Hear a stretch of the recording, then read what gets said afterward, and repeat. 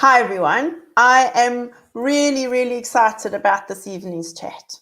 I'm chatting to Brett StClair, who I've known for a while, and he's been a real inspiration to me in terms of how he looks at things and how he explores with things. And when we work together at Google, just listening to him and the way he shares is just amazing. And tonight we're going to be talking about AI and how AI is really impacting the world around us and how it's really going to change the way we work.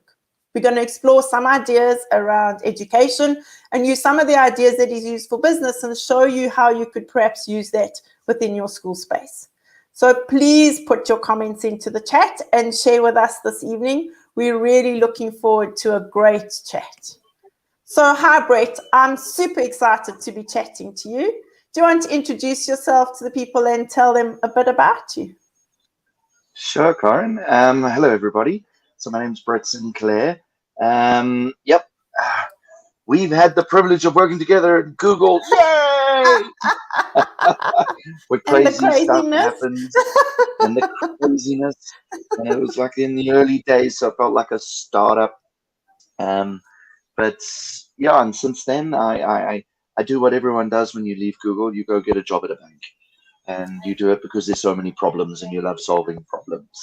And I guess since then, I've become the serial entrepreneur who's passionate right now about AI, not because I know a little bit about ChatGPT, but because I actually do AI over the last 3-4 years. So it's been a very exciting, I guess, 3-4 months since it's all kicked off. So I'm really looking forward to spending some time with you. So if we think about it, we were chatting earlier about how AI has been around for a while. I mean, one of my favorite AI apps is a little app called Read Along, where the children read and the AI helps them. And there's so many apps and things where AI is working in the background. What do you want to say to people about that in terms of how the world has changed in the last 4 months? Sure. So AI, what I get excited about is that all of a sudden we've all become AI experts. And it's because of these tools like ChatGPT, which is a large language model, which, let's go a little bit further, it's generative AI. So you can tell everyone, I know what ChatGPT is, it's generative AI. And everyone's now an expert. Why? Because it's so easy to use. And we can see artificial intelligence behaving like humans. And so it gets really exciting how we can apply this kind of technology in all spheres. And when I say all spheres, anybody who used to wear a blue collar, i.e., a manual laborer, your world was disrupted over the last 15 years because of automation. Now it's the turn of the white collar worker. And so you'll notice I don't wear white collars because I'm not going to be affected by this. I stick to black shirts. No, I'm just kidding. Anyone who works behind a computer is a white collar worker these days. So your job is under scrutiny. It could be threatened or you could see it explode. And that's what's so exciting about this technology. But more importantly, as you've just said, Karen, this technology has been, humans have been working to figure out AI since the 50s. The technology, the field has been around for decades. All of a sudden, we're now starting to see real power of that technology in large language models. However, it's everywhere. If you use Facebook, it's in this content stream that's feeding you information. If you use Google Maps, one of my favorite tools is when you're getting lost in large cities and it won't pick you up. You press a little button, there's a little button, and it opens up this 3D experience, and you move your phone around to try identify where you're. That is all AI. Everything, the directions are AI. In fact, that whole tool is powered by something called machine learning, which is a genre of AI. And what I love, what you're seeing every day as well, Karen, is there are more and more AI now pitching themselves like an AI tool There's an index that's tracking. It's been tracking for the last 3 months. When it first launched, they announced that there were 100 new AI tools. And the world went, what? So that's 100 new technology businesses, new startups. A month later, they announced 1,120 new businesses. I haven't seen the last update on the index, and I can guarantee you, you might as well add a 0 to that. There are so many, and these are tools saying this is an AI tool that will help you with a specific function. But I think what's more interesting is how AI is becoming a feature in existing tool sets that are helping humans do their jobs better. And it really is that. And it's really, I think we're going to have a fascinating discussion today about the impact in education. So if you think about these tools and these features, what are features that you think could really help teachers? So what are some of the features that you've seen in business that could perhaps be translated into a school? So I'm going to start with the obvious. Let's start with ChatGPT, because everyone is so excited about it. And it gets exciting, but it's also disturbing. And I kind of go back to the days of when Google search was announced. And you think about it in the teaching community, all of a sudden you had the world's knowledge at your fingertips. And how do we handle that? Do we ban it from our schools?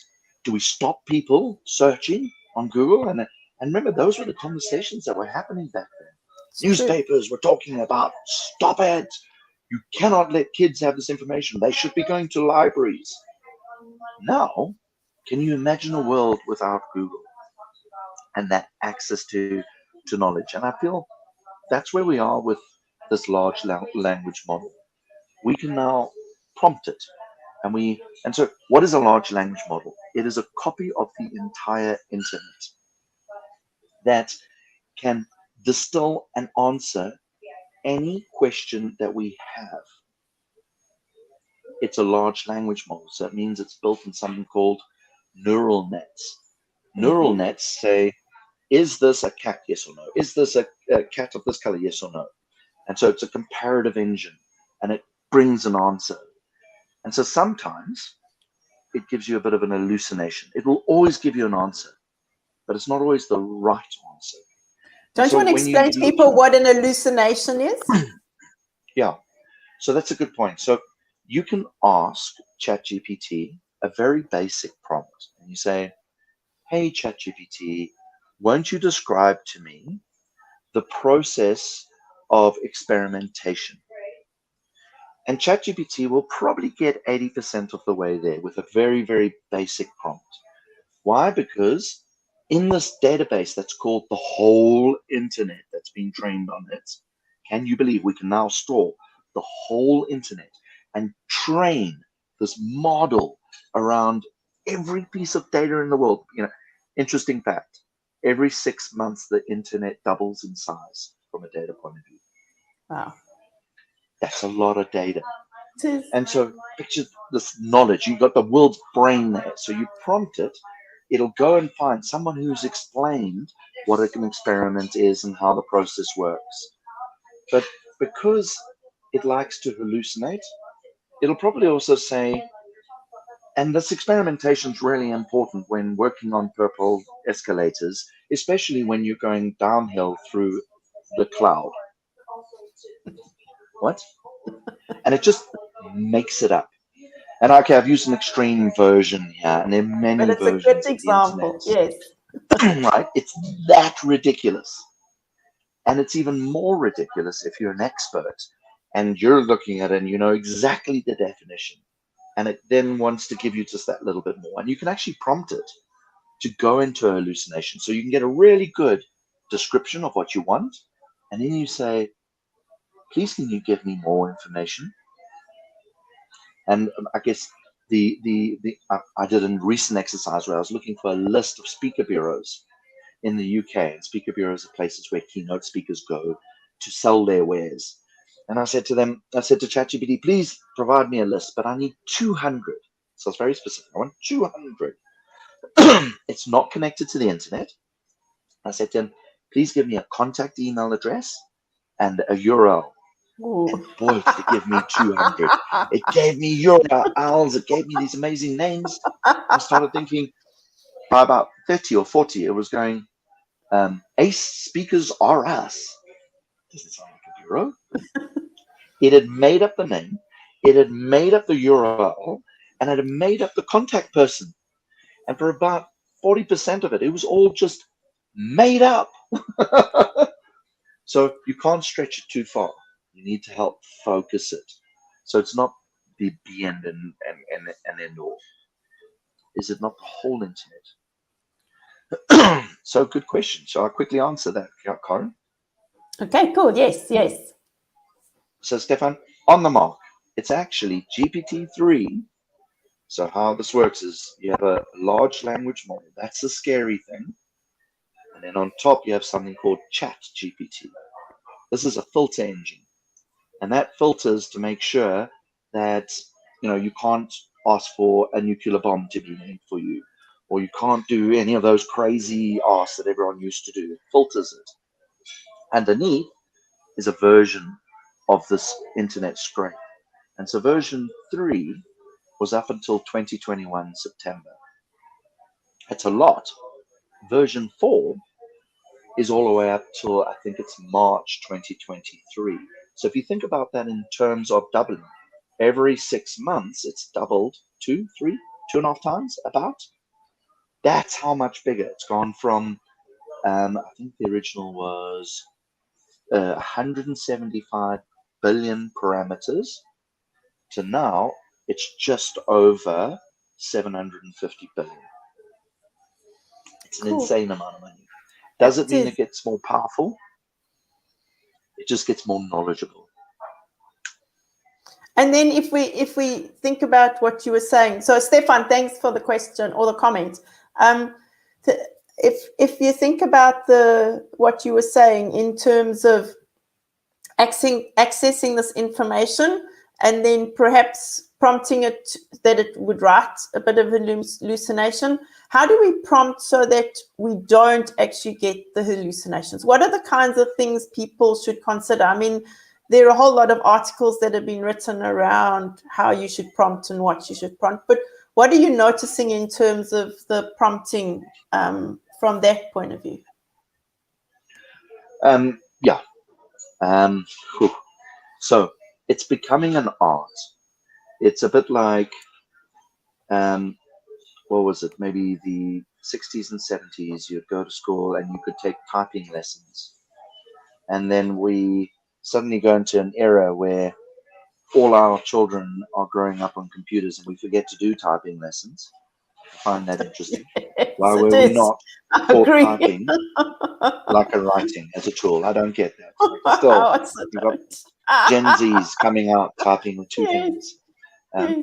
So the next thing is, well, prompt engineering is becoming that vital.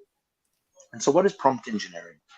Prompt engineering is asking for a requirement. So the whole world, the whole business world, you have someone that comes to you and they give you a requirement. They give you a spec. They say, I have a piece of work for you. And a really good worker, I'm going to summarize that to distill it down to a worker.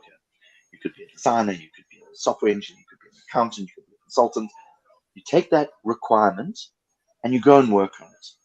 If you're really good, you do a great job on that requirement. Unfortunately, what actually happens is the requirement given to you is often a one-liner or really poorly defined. And what we see in prompt engineering is everyone goes, act like a teacher and tell me the following information, or act like a famous writer and write the following piece of poetry. Those are very poor requirements because they open themselves up to a lot of variance and interpretation. And so a great prompt that helps with this hallucination is called the mega prompt. The mega prompt. And I love that term. This is brilliant. Anyway, so a mega prompt. What it's actually doing is you're being very clear in your requirement.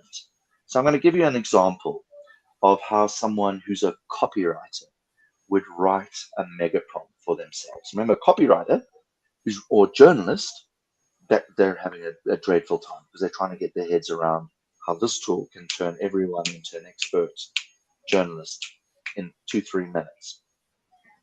So a mega prompt, you would say, I would like you to act like an idea generator. I would like you to give me 25 headline ideas that are designed to hook an audience's attention, whether they're online or reading a newspaper. I'm going to give you the format of each 25 lines. So in writing terms, there are different ways you can write a headline, and you can find these online. So you take 25 different ways to create these clever hooks. So you're being very specific. I'd like this hook to be phrased in this particular way. Structure. You then say, I'd like these ideas to emanate from this field about this type of topic. And then I'd also like you to write the article, when I prompt you, to write the article in the following way, say a PAS. So that would be problem, agitation, and solution. So structure the full set of content based on the headlines that you'll create, and I will select one of those headlines. I'm going to write this. So you detail all that down, right? You're doing a lot of work here. You're not just doing a single line prompt. This is taking a couple of hours to write this prompt. And then at the end, you say, at the end, this is going to be published on a blog. So I'd like you to make sure that I am able to generate a bunch of SEO keywords so that it can be found by Google. I would also like you then to write a bunch, say, you can't say bunch, you got to be specific. 5 social media posts that I can then use to distribute that content. This is 2 weeks worth of work that you've written up as an instruction. So think about it from a studying point of view. And there are loads of people now writing up about studying and researching. And you need to be very specific what you want, how you want to see it, what you want to solve, how you want to write that, the tone by which you want to write it, the outcomes, the structure of the paragraphing. So prompt engineering becomes more than just teaching GPT. It becomes a skill in life that we're all as poor as typing in giving other human beings or other businesses the ability to do a requirement for you, to ask you to do for a piece of work. So I see society just getting better and better because we're going to get better and better at doing prompts. And when you run that prompt, by the way, it'll pause. It says, okay, I'm now ready for you to pick one of the 25 headlines and put it in there. It goes, thank you. I would like to now get an idea, it gives you 5 ideas that you want to run. Pick one that you love, and then I will write the blog for you, and it does it for you. So it's really quite interactive. But what you're doing there is you're fine-tuning the engine by giving it some training in the way it needs the information so it doesn't hallucinate. If you leave it too large, you're going to get rubbish. So if we turn that into a school context and we're teaching children how to write prompts, where would you start? Do you think we could start like when you teach grade 1s, traditionally you teach them how to give instructions and how to follow instructions. So I suppose in some ways it's following up on that and teaching children how to actually phrase that instruction properly from being little, because those then effectively impact their prompt. So it doesn't necessarily mean that you have to be an adult to be learning how to do prompts or a high school kid. It's I suppose in theory, what we should be teaching anyway. And it's just making sure that we're teaching it well, because when they do get online and they're doing it, they've learned those skills. Stunning use of a large language model. Why? If we can start at a very young age to be able to communicate effectively, to be able to get a real-time feedback, because this is what this tool's doing. For the first time in human history, we can ask for something to be done that would take weeks and weeks of effort. You get an instant feedback loop. And so that's very powerful. So I love that idea of a child learning to engage, give reaction, and see how that response is formatted. And I think it's, for me, intelligence is what's being Mhm. affected here. Yeah. Google scaled knowledge. Large language models are scaling intelligence. Why? Because they're giving us the tools to do the heavy lifting of knowledge and freeing up time for us to creatively, um, creatively consume that knowledge and take action in an intelligent way. And so I think we need to be thinking about how do we empower our children to have fun, to be able to get Mm, these real-time feedback loops. And I keep thinking marking, what a absolutely. huge amount of heavy lifting you're saving teachers, but also for the students themselves, for them to get an instant feedback loop on an idea or on solving a problem or on gathering information and researching, to get that instant feedback. And then you get to fine tune. You get to review. You get to, because you take that information. And I always talk about the 30-50-20 rule. Previously, you'd spend 90% of your time doing the hard work, whether it's writing an essay, whether it's completing a word sum, whatever. And then you take 10% of your time to do the brilliance that is you. The 10% that's going to give you a B instead of a C, the 10% that's going to get you the job promotion. Now, if you trained correctly on how to distill and analyze and provide requirements, I mean, if society had decent requirements and we had this instant feedback loop, how many problems would we have solved so much quicker? Mhm. And we get through that cycle so much quicker because we're not wasting time in the manual consumption of knowledge. I just, my mind just gets so excited about that. And then you take 50%, and you go, I'm going to apply my intelligence. I'm going to learn the creative elements. And I do so, just keep on tweaking and feeding back on the engine. And when I'm done, I can submit it back to a large language model and ask it for feedback. And I just keep thinking again, marking it. How much of that heavy lifting is off your plate? And it's not going to mark everything 100%. So it could do 70% accuracy. And the outliers go to the teachers to actually mark. But that's actually retraining the engine. Because why Exactly. should And you be doing all that heavy lifting? yeah, and I mean, so if I'm understanding you correctly, as teachers, you could create really great templates for your input in terms of the AI, and then that would then be your question type formula with all your answers or possible answers. And so the majority of it can be worked. So even language essays and big chunks of text, which always had to be marked individually or by a person, lots of that could then be marked by the AI, and you would just moderate and check that it's marked it effectively, but it's actually done. And if I'm understanding you correctly, you could create templates within the space with a whole lot of prompts related to your essays. Is that how you're seeing it? Correct. So you can do that. So we spoke about earlier on today, Karen, how AI is actually more effective in other tools. So Yes. enhancing other tools. And so in the case of you being a GPT user or a Bard user, that's the new Google equivalent of GPT, you would have prompts lined up and you would have as a template and you keep refining it. But the reality is someone's going to build a marking tool. Hmm. It'll probably be a learning tool. Yeah. Maybe all the LMSs. You'll have all your content in there. At the end, it'll have a bunch of questions. You can then fill in all the answers. Doesn't have to be multiple choice.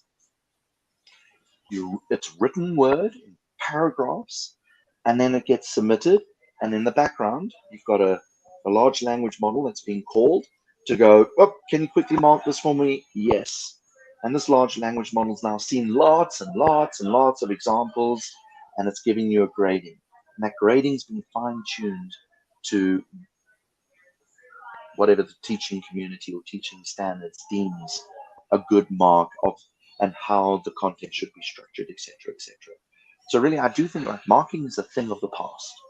And so I think what we'll see is in the large in your LMS, learning systems, Yes. LSMs, LMSs, Yes. Learning management yeah, systems. Yes. Ellen. Yeah. learning management systems, you will have the ability to learn, the ability to take exams, and the ability to auto mark. Ah. So that makes a Interesting. lot of sense. Yeah, I think it's really exciting because, as you said, the bulk of work for teachers is that marking. And if that load can be taken off, that you can spend more time with children actually, or your students actually engaging with them and discussing and getting them to really understand the content and work with the content rather than having to just mark and give feedback from that point of view, I think the learning just becomes more different and interactive and hopefully more beneficial for the children. And I want to show you an example of a tool it's a new tool in the world of business and content. Could be very, very effective in the world of teaching as well. And it's like a content management tool.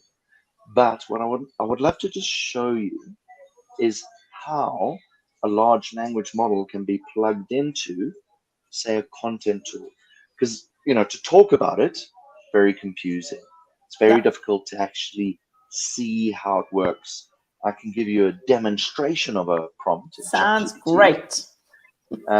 But I think what I'm going to do is I'm going to show you Notion, Okay, which is that this sounds fully good. integrated. Do you want me to share my screen quickly for you? Yes, please. Yes. So you were talking about Notion, and I wasn't sure if your computer was with you, so I kept quiet. So let's share I'm just going to share my whole window. Can everyone see this? Sorry. Okay, I've lifted it up. Yeah. Okay. So if you go to notion.so, and essentially this is a content repository. Now, guys, what I'm sharing with you is my own business. We use this, and we use it to generate content, blogs, posts, video content, you name it. And my business is called Teraflow. So, of course, our content portal is called TerraWheel. And what's so beautiful about Notion, is that we can start putting in templates here.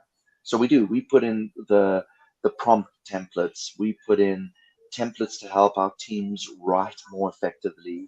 We put in tips and templates on how to use different tools like ChatGPT, Canva, Descript. So we have this repository. It's very, very powerful. But this is where the interesting stuff comes. Let me go to the template page where in here, everything that we learn, we share with the whole business. So we capture it. So we go, okay, so what works? Well, here's some marketing frameworks that we have tried. And all we've done is we've added it exactly like a Google Doc. You drop it into an area, and then everyone's got access to it, and they can see Fab's feature, advantage, and benefits, how to write it, what an example would look like. And then we also put the prompt, the ChatGPT prompt. So everyone in our business who wants to use a Fab framework or a PAS framework, we give them the first layer of prompts. So that's cool. Everyone who shares ideas, so we're very big into sharing ideas and content. Awesome. This is the fun part. We have something called the TerraWheel. It's just a name. And all it really is a bunch of templates again. And then we link it to a master plan. But I'm actually going to show you an example of writing a blog using this tool. So in here, we collate all our YouTube video structure. So when you create a YouTube video, you essentially script it first. Yeah. Our Instagram posts, our LinkedIn posts, we put ideas down in here. But let me go to a blog. So if you're writing the template, is the template literally just a set of instructions, or is the template something that looks like a template where there are gaps and like a traditional kind of template? So I'm going to show you what this is. This is a template. So this whole thing is a template. So it looks all fancy. And then we have templates within templates. So this whole system's built. So we made this very much ours because we go, well, we need blogs and we need an area to store the blogs and when the blog will be released. So if I go into a blog I haven't written yet, I'll click open. It opens to the side. I then got the idea. I want to write a blog about rebel technologists or first rule breakers. Great. Cool. I then have the actual templates to do the work. So I have a mega prompt one. I have a Twitter post. But what I'm going to do here is I'm just going to write a blog post for now. And watch, it's now loading. And it starts giving me a bunch of things I need to do. So it says, when you write your blog post, first thing is, you're going to write your blog post using prompts. So when I go down there, there's a bunch of prompts that I can start using to write the blog. I can then take the first version of the blog, drop it in here, and then I can use my next layer of GPT prompts. I copy and paste into GPT. All really awesome. The more exciting piece is, instead of copying and pasting the prompt and putting it into ChatGPT, what we do now, it says here, press spacebar for AI. So I hit spacebar. This is now ChatGPT embedded into Notion. So I can go, I'm going to use a whole lot of prompts, like brainstorm an idea, write a creative story, write a blog post about a particular thing. So what I'm going to do here is I'm just going to say, please, and a simple one, act like a poet and write a poem about Walstra's school video. And my spelling, you can see, there we go. School video blog, and how awesome it is to learn non-stop. Please use an active tone, and at the end, please create 5 social media hooks, something like that. By the way, just note what I'm doing. I'm saying please, thank you, and you know what, guys? Manners still counts, because one day this machine is going to be so powerful, you're going to wish that you were polite to it. So super important. Tip that. And then I just hit enter. And now what it's doing is it goes off to ChatGPT. Okay, it hasn't written the whole blog. It's just giving me the social media hooks. Oh, it's just done a post. So it's gone, Karen Walstra's school video blog. Oh, how sweet. Oh, it's a poem. That's right. I said a poem there. With every post, my knowledge I do greet. Learning non-stop. My brainlet does ignite. Karen Walstra's school video vlog, an endless delight. And then it's so powerful is we didn't do this in ChatGPT. This is done on a content platform. It's integrated it into an existing. Powerful is that? Yeah, it's very powerful. In terms, frozen for me. You're a bit frozen, and I've. Oh, you're back. Are you there? Yeah. Yes. You're also frozen. Oh, did I? We can hear you. We can hear you. We can hear you. Brilliant. So the story here is artificial intelligence in a large language model is really exciting. We're all becoming experts, but you need to think of it as the impact in other tool sets. It's going to be a Yeah. feature. Artificial intelligence in school life, in normal life, should be as invisible. Unfortunately, we all live in South Africa as electricity, so it's not that invisible. It's very in our faces, but it should Yeah. be that invisible that we don't really know that we're using it. We just know we're getting better. We're delivering education better. We're helping people more. And it's a productivity play. It's getting the best out of humanity. So if we look at Notion in terms of you've embedded ChatGPT, what is Notion actually? So Notion is just a content management system, like an LMS, but it just Okay. does content. That's all. I mean, it looks all really fancy because we've used various templates, putting templates in templates. But the idea is it's all in the cloud. Everyone can collaborate on it. We can share information. But it went a step further and it said, well, instead of going somewhere else and or writing it, we're going to bring ChatGPT right into the writing space. And we're going to allow you to use it there. So if we think about those kinds of tools and teaching, and if you think about other kinds of things, we've spoken about marking, but can you think of other scenarios within a school space? So how could this kind of technology really help with, say, registration or registers or things like that? Do you think that there are ways to make that easier? I know years ago I spoke to you about facial recognition and using that for registers at school so that teachers didn't have to mark registers, but as the children walked through the corridors, registers were taken with cameras. Do you think there are technologies like that that could become more accessible for within the school space? I know cost often is an issue, but do you think that's a possibility? So the world of artificial intelligence is split into a whole set of, I think it's 9 different genres. And so what is artificial intelligence? So let's actually let's talk about the definition of artificial intelligence.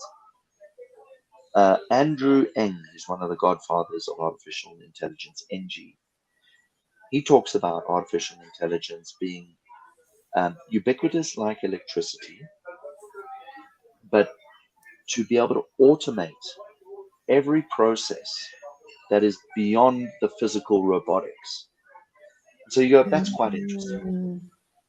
The more modern version of that, and that was about 5 years ago, Yeah. artificial intelligence is trying to replicate the ability to learn like humans, to make decisions like humans.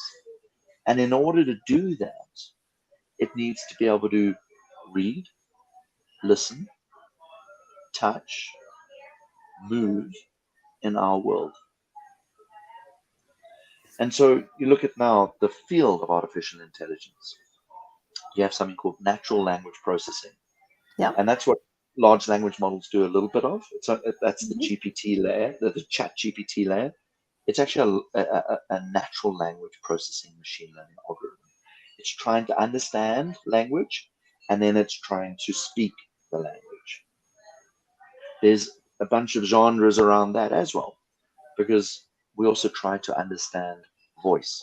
So how do we listen to a physical voice? How do we translate it into text? How do we translate different languages into text and bring it down to a point where the machine can then respond in text? And then what it does is it reads the text in its own voice. So that's the AI voice component. Then there's AI vision, which is about looking and understanding what I'm looking at. But there's the counter side as well. Well, how do I draw something for you? How do I create something for you? Because if I can see a piece of art, if I'm really human, I can also try my best to draw that piece of art. And so that's text to image, things like Midjourney. And then you start looking at robotics and balance and all those different things. Taste, we haven't figured out taste yet. Yeah. There's a whole lot of chemical reactions and that we can get sensors and electronic signals. Smell, we're working on how does computers smell. And what it's trying to do is trying to replicate a human.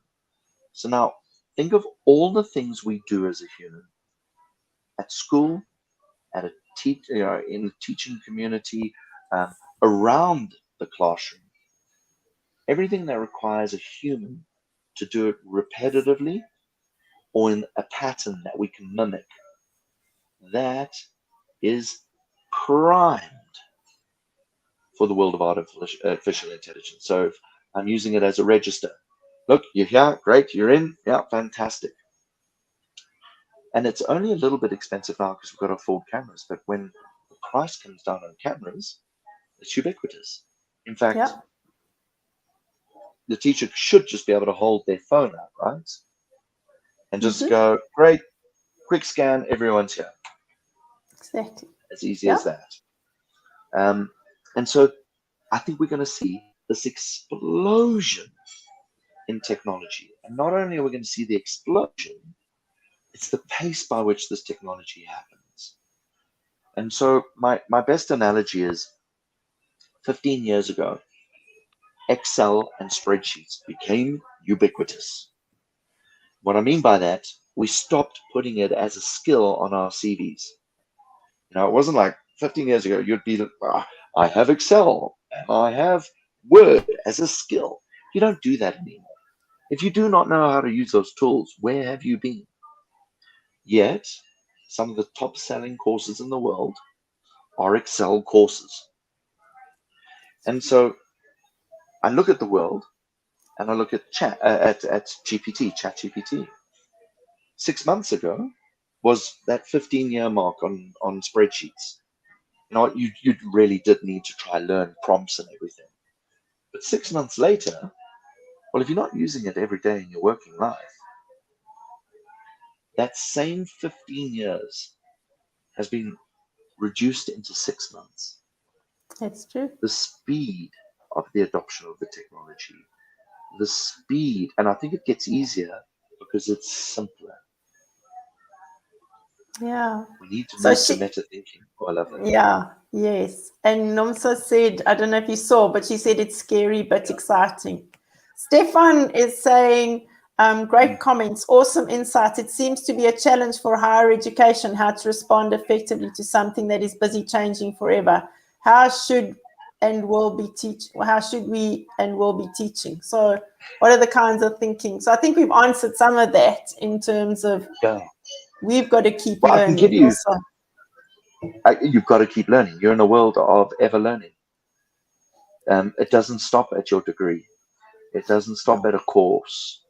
Um, well, Corin, you I'm were a going to big fan say. of YouTube. You were going to say, I can tell you, and then I interrupted. Oh, yes, the adoption. It never, ever, ever, ever ends. And I think as teachers, as any profession, it used to be you had to learn your job and then you did it better. You did it well, and it just was set, right? Yeah. Now, those days are gone. The curriculum is not set. The way you teach is not set. In the same way, if you're a lawyer, it's not the same laws. Those are evolving so quickly. The consumption of the technology, lawyers are the least tech literate. They are having to change very fast because the ChatGPT can argue law better than they can these days. And Oh, so, wow. do you let it do your job or do you understand where your value is? And that's what's going to happen. The stuff that's easy to do, repetitive patterns, embrace it. Figure out how do we teach better. Figure out how do we run schools better. Figure out how do we use budgets better. Figure out how do we teach more kids. How do we make society brighter? And you can see why, as we enter this world of utopia, where machines do more for us, we become a knowledge society. It's about empowering our brains. and our ability to develop intellect. And how do we do that in a fun, executable, scalable way that is always evolving? Because, guys, I'm a technologist. I can tell you right now, I have lived through everything. And I thought AI was really easy to spot. This last 3 years, we built an entire business on this. We could see it. We could see 3 years from now. I can't see further than 6 months. I can't tell you what it's going to be. But what I can tell you, embrace the change. Yeah, that's very, very true. So, Brett, I just want to say thank you for your time this evening. I know you're sitting at the airport. Note everybody, he's just sitting in a Teraflow airplane, so it's very cool. I love the backdrop, so thanks. But do you want to quickly talk about your YouTube channel and why we've popped it into the chat for people to subscribe to? Sure. Thank you very much for that. So as you can see, I'm a technologist, but I'm a passionate rebel technologist because it's about moving people. It's about inspiring people to change. And I guarantee you who's watching this right now has a little bit of rebel in you. You want to make things better. And so this is a new podcast. It's a new YouTube channel. We've just launched it. It's already over 250 subscribers. I'd love it if you want to learn more about what it takes to be this rebel technologist in any industry, the amazing movements in technology. It's fun and engaging. I'm not a serious guy, but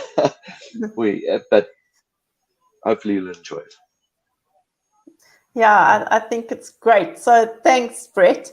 I see Stefan is saying not everyone has evolved like me. Most major universities in South Africa came together recently and decided to wait to see versus embracing AI and banning it. And some other universities overseas did too. But I think if their students are using it and the lecturers don't know how to use it, that's going to be the scary part. I already had a friend saying their son who's in grade 11 wrote an essay for life orientation and got 89% for it, and they used the AI to do it. So I think we've got to be aware as teachers and not just hide away and say it's not there. Can I give you a really scary example of where ChatGPT is being used? And it's integrated deeply into Snap. So you know Snapchat, where all the kids are? Yes. They use ChatGPT in Snap every single day of their lives. It is deeply integrated into their world already. How many teachers know that this technology is in Snap? So you can ban GPT. The world wants to put a 6-month moratorium on the training of large language models. My view is that's a poor decision. Why? Because the advancement on society is so important. It'll help us solve these challenges around global warming, around being more ethical, more responsible. It's focusing us in the right direction.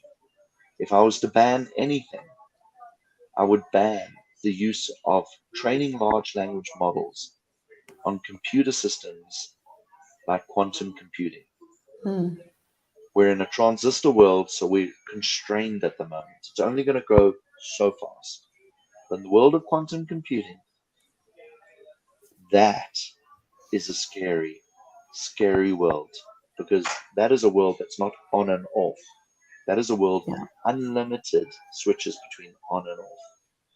The compute scale there is insane. Now, train models on that. We need to ban that. Two technologies we don't know. At least in this world, we do know. That's very true. That's very true. So on that very sobering thought, thank you very much for your time this evening and for sharing. I really look forward to perhaps catching up with you in a few months' time and you can give us some updates. But thank you very much for sharing. It was fantastic. Thanks everyone for taking part. So as a Closing thought, what would you like to end with, Brett? As a closing thought, Yeah. you have two choices. You can take the blue pill and join me on a remote island where there's no power, electricity, or connectivity, and we'll learn to make fire and farm from the lands that provide us grass. Or you can choose the red pill and you can embrace this technology and make society better and improve the world and grow our ability to be intelligent. So Brett and I had this discussion earlier this morning, and it started because I said to him, I want a cave where I can go and hide away when these computers become too hectic. And he's going to his island and I'm going to my cave. I don't know which is in a better space. But I definitely do want the blue pill in my hand in some ways, but I want to play in the red space while I can. So thanks very much for that thought. Have a good evening, everyone. I'm going to end the broadcast. Thank you.